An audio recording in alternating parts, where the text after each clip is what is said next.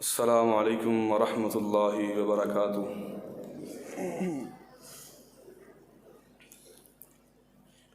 الحمد للہ الذی ہدانا لہذا وما كنا لنہتدی لولا ان ہدانا اللہ۔ الحمد للہ وحدہ انجز وعدہ ونصر عبدہ وہزم الاحزاب وحدہ۔ اعوذ باللہ السمیع العلیم من الشیطان الرجیم۔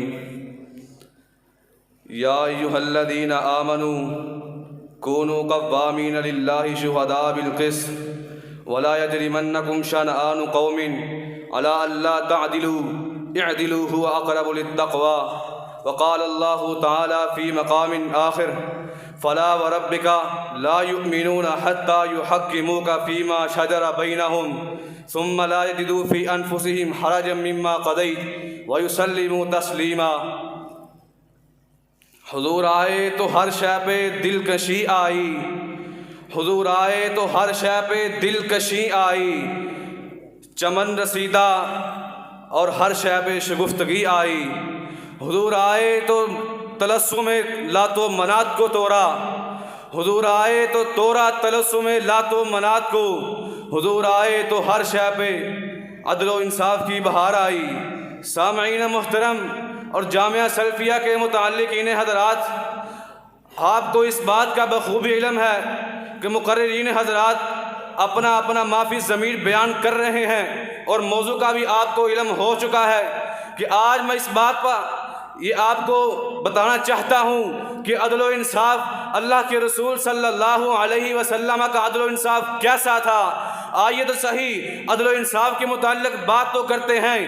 فاطمہ مخزومی عورت، اس کے متعلق اللہ کے رسول صلی اللہ علیہ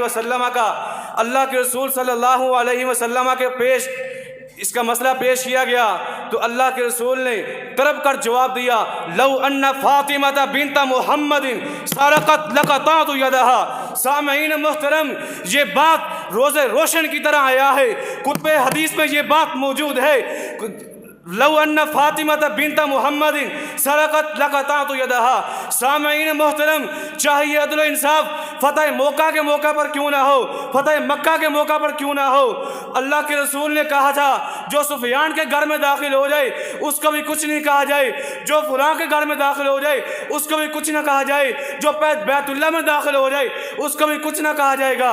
اللہ اکبر، یہ عدل و انصاف چاہے ثمامہ بن اسال کے ساتھ ہی کیوں نہ ہو۔ اللہ اکبر۔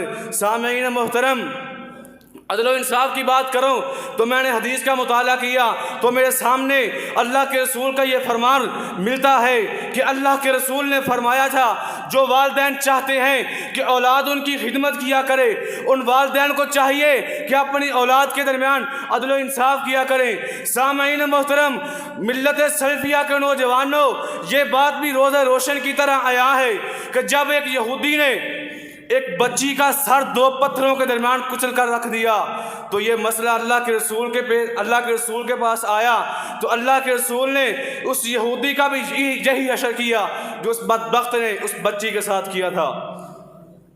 سامعین محترم، اگر میں بات کروں عدل و انصاف کی تو میرے سامنے اللہ کے رسول صلی اللہ علیہ وسلم کا یہ واقعہ مجھے روز روشن کی طرح آیا نظر آتا ہے۔